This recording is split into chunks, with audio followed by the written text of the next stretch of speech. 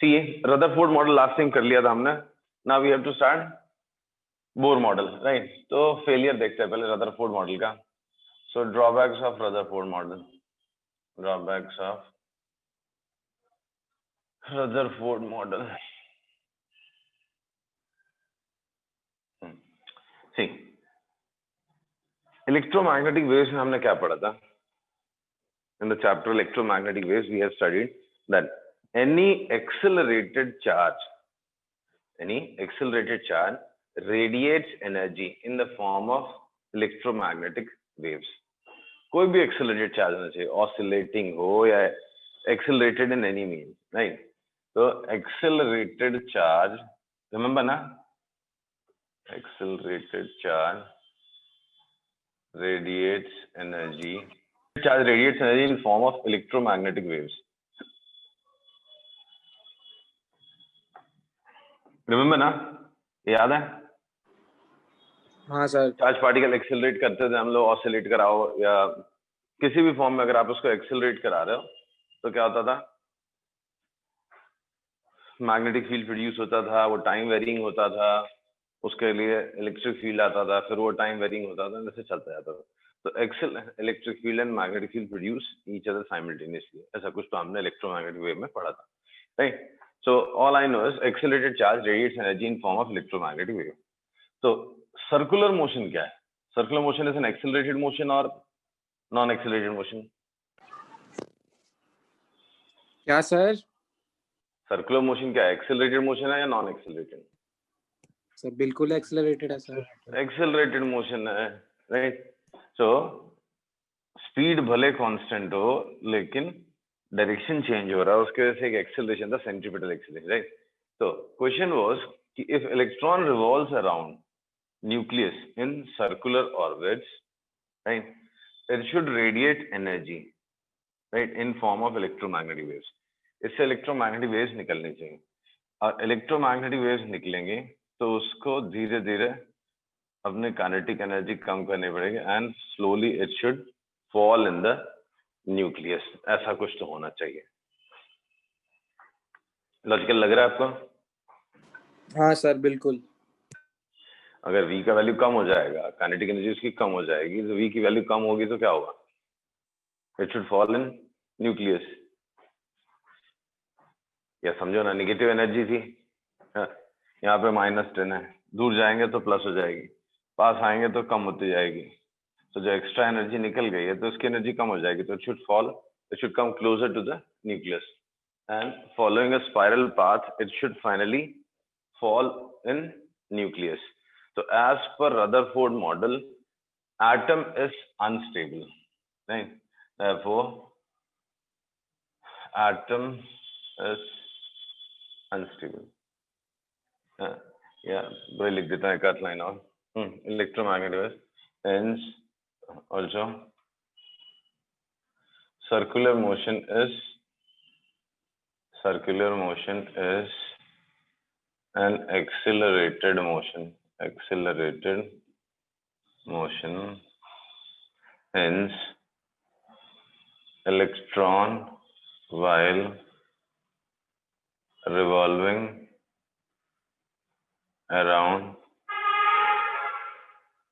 nucleus in circular orbits should radiate energy and gradually move towards nucleus.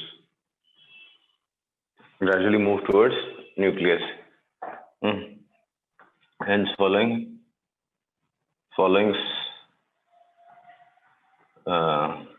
spiral path,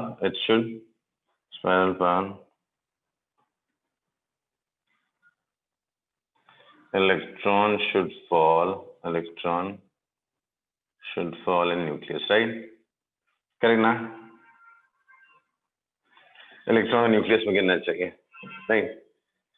Which leads to the conclusion that atomic structure is unstable, right? Which leads to conclusion that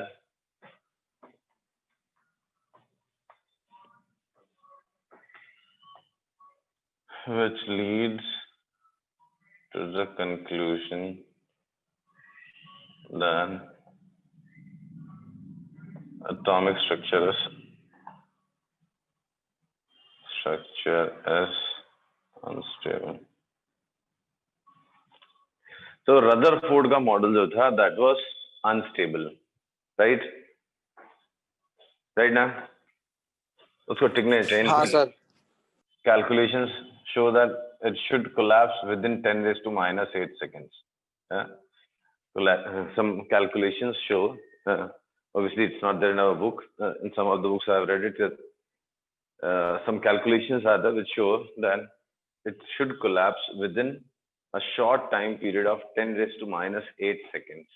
इतने time में उसने collapse नहीं चाहिए, तो फिर तो कभी structure बनना ही नहीं, कोई भी एटम दिखना ही नहीं चाहिए था. It should collapse, right? Atom unstable रहना तो, राइट? तो फिर तो एटॉमिक स्ट्रक्चर की कोई बात ही नहीं रहेगी, खत्म ही हो गई कहानी. ओके. सेकेंड ड्रॉबैक था inability to explain line spectra. Inability to explain atomic spectra, line spectra, atomic spectra, line spectra of gases. Atomic spectra हम लोग डिटेल में पढ़ते हैं, अभी इम्पोर्टेंट है. So atomic spectra it could not explain. कौन? Rutherford model, right? So Rutherford model could not explain atomic spectra. Then one more drawback was, one second. So one more drawback was that it could not explain distribution of electrons and energies of electrons. Obviously was energy से connected है. So inability to explain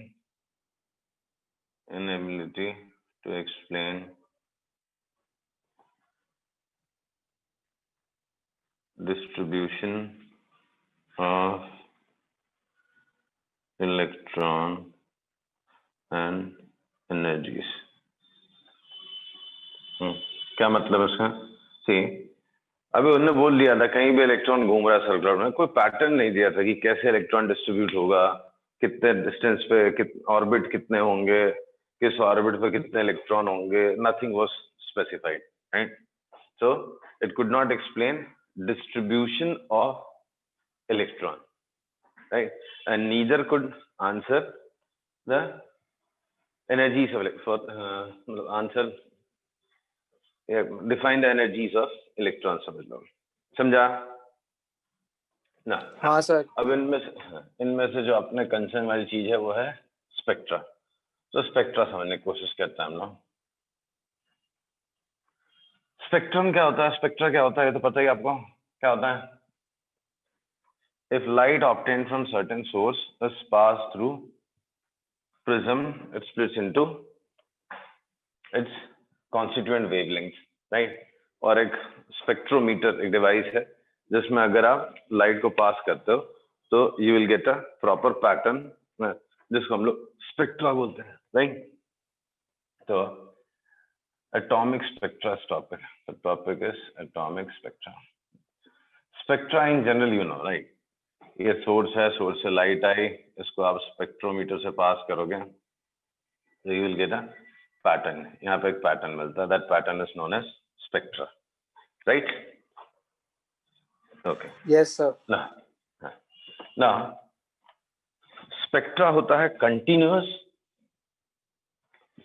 spectra होता है, अगर in general spectra की बात करूं मैं, तो it can be continuous spectrum and it could be line spectrum, right?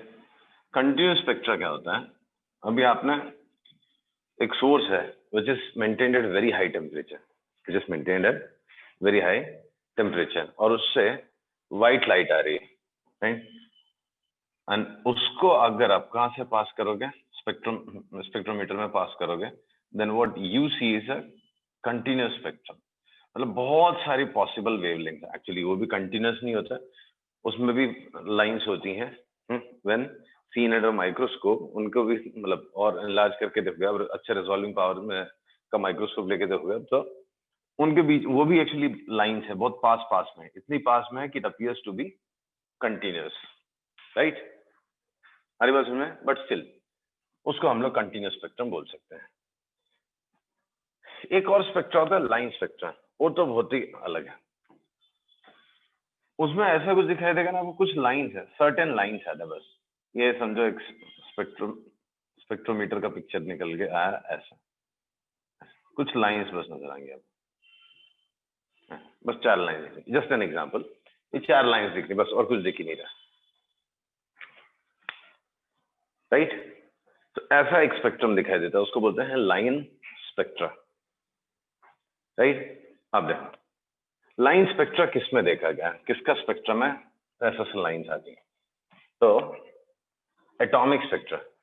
तो कोई भी गैस अगर एटॉमिक फॉर्म में है, if there is a gas in atomic form and if it is the gas is excited by passing some electric sparks or something like that, जैसे discharge tube है समझो, यहाँ पे गैस है, तो अगर आप यहाँ पे कुछ इलेक्ट्रिक डिस्चार्ज डालते हैं तो यहाँ पे जो गैस है वो जो एक्साइट होगा तो उससे कुछ रेडिएशंस बाहर आते हैं, गैस एंड एटॉमिक फॉर्म, तो इससे जो गैस है, इसके अंदर जो गैस है उसको अगर आपने एक्साइट किया, तो ये स्पार्क है समझो, तो स्पार्क से एक्साइट हो तो यहाँ से ये रेडिएशन आ रहा है ना, ये रेडिएशंस को अगर आप पास करते हो किससे? स्पेक्ट्रोमीटर से।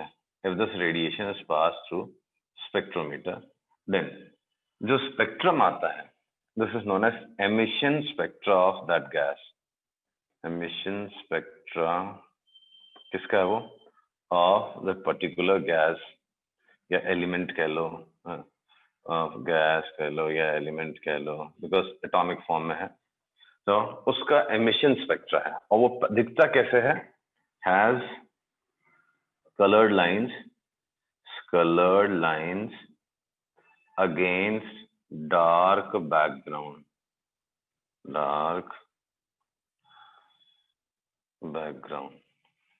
क्या? If you pass, sorry, gas ले लो आप, किसमें? एटॉमिक फॉर्म में, उसको एक्साइट करो, how? By passing electric discharge through it, right? Electric discharge से पास करो, तो वो जो एक्साइट होता है उससे कुछ रेडिएशंस बाहर आएंगे, pass those radiations to the prism या स्पेक्ट्रोमीटर, तो जो स्पेक्ट्रम मिलेगा that is known emission spectra of the gas और the element has coloured lines against dark background. तो डार्क बैकग्राउंड होगा, उसमें कुछ लाइंस मिलेंगे आपको, दैट्स इट। हमारी बात समझ में? Yes, sir. Yes, sir. So you'll Yes, sir. get some lines of definite wavelength against dark background. Okay. क्या खास है वो लाइंस में? Those lines are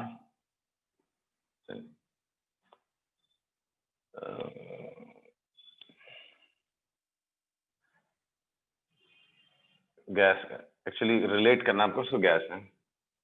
Every gas has definite wavelength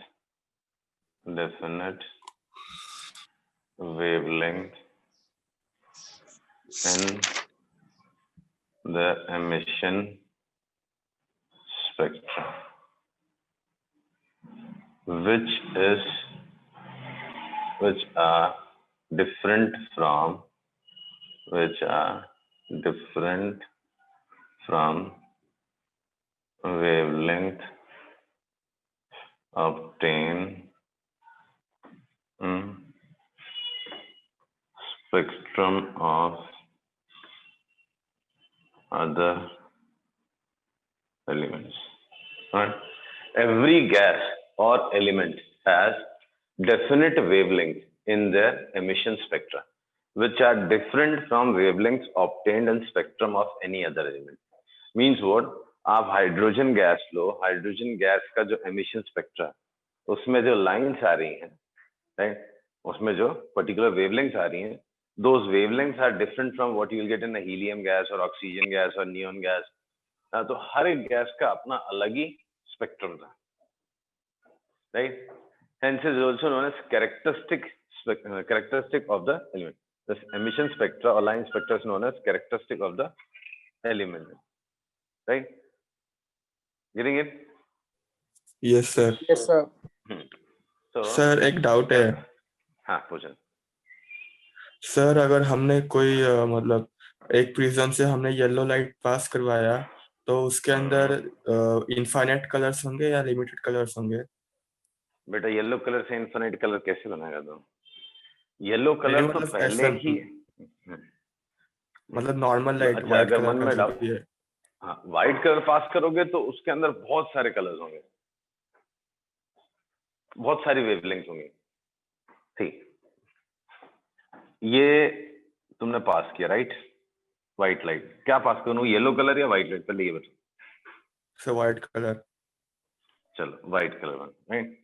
अब व्हाइट कलर स्प्लिट होता है, रेनबो आपने देखा है? Yes sir. ठीक है, रेनबो आपने देखा।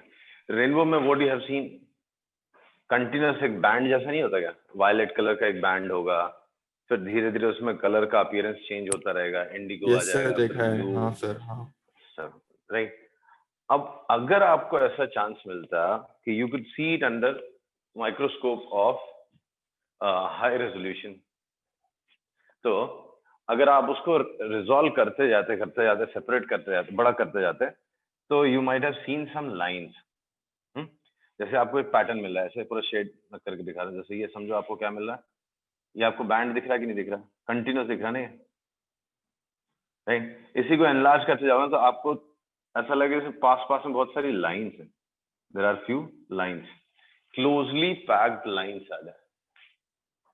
कौन?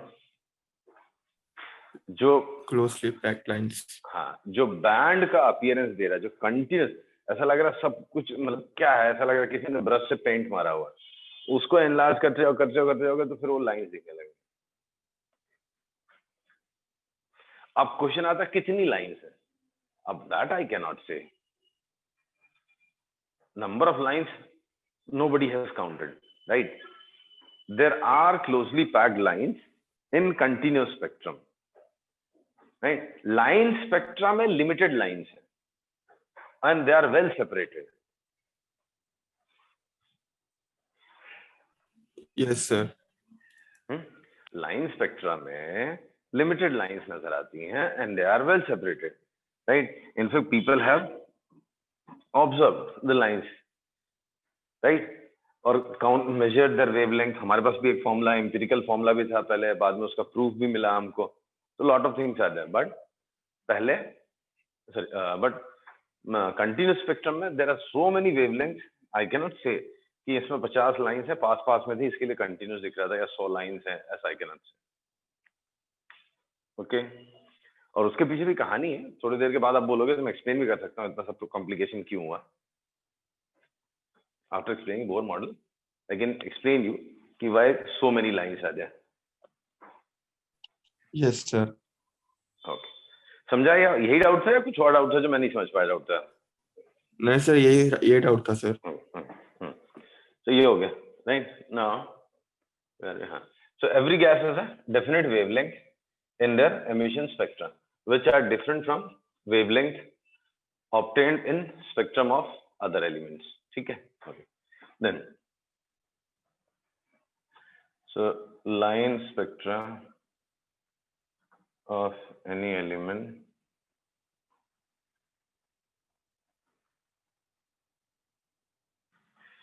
तो करेक्ट वर्ड नहीं लिख पा रहा मैं, क्या है एक्चुअली उसका कैरेक्टरिस्टिक है। Line spectra of any element is known as its characteristic, is known as its characteristic spectrum. Characteristic spectrum.